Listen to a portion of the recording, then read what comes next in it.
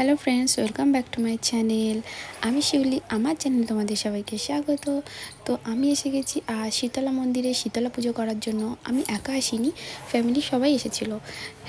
তো আমরা সবাই মিলে মন্দিরে ঢুকছি। তো মন্দিরের ভেতরে ফটো তুলতে দেয় না, বা আমি বাচ্চা কাচ্চা নিয়েছিলাম বলে আমি অতভাবে ভালোভাবে ঠাকুরের মুখ তুলতে পারিনি, আর ওখানে তুলতে দেয়ও না।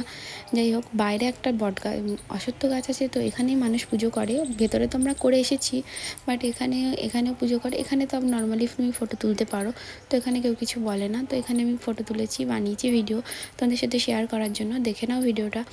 তো দেখো, আমার শাশুড়ি মা এখানে এই অশ্বত্থ গাছে শ্রী বানাচ্ছে, যেটা আমরা ঘটে বানাই, সেটাই উনি বানাচ্ছে। তো আমি এখানে ভিডিও বানাচ্ছিলাম তোমাদেরকে দেখানোর জন্য। তো সত্যি কথা বলতে কি, এখানের মন্দির অন্যরকম, ঠাকুরও অন্যরকম। তোমরা যারা যারা এইদিকে এসেছো, মানে দেরাদুনের দিকে, মানে উত্তরাখণ্ডে যারা যারা এসেছো, তারা সবাই জানবে, মানে বাইরের ঠাকুর একটু অন্যরকমই হয়। বাইরের ঠাকুর একটু অন্যরকম দেখতে হয়। ঠাকুর তো সব একই ঠাকুর, এরাও পুজো করে, আমরাও পুজো করি।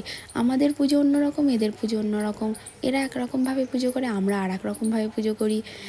যাই হোক, তো দেখো উনি পুজো করছে, আমি ভিডিও বানাচ্ছিলাম। এই যে একটা গাছ, এই গাছের পাশে ইনি এখানে তেল সিঁদুর দিয়ে পুজো করছে।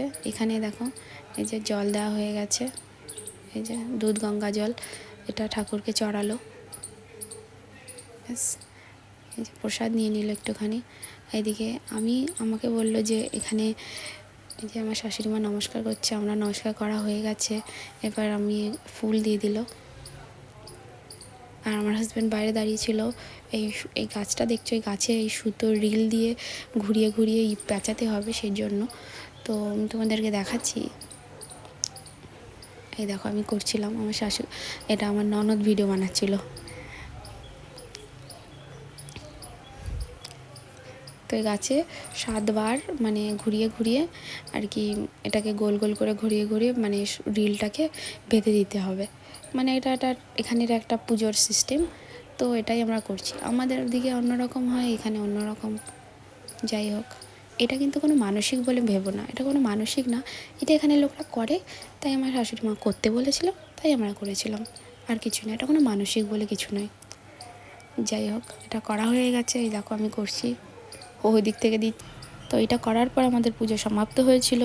তারপরে আমরা সবাই মিলে বাড়ি চলে গিয়েছিলাম, আর আমাদের উপোস ছিল। বাড়ি গিয়ে খাওয়া দাওয়া করেছি। এইটুকুই আমি তুলতে পেরেছি, আর তুলতে পারিনি। এই ভিডিওটা দেখার জন্য ধন্যবাদ।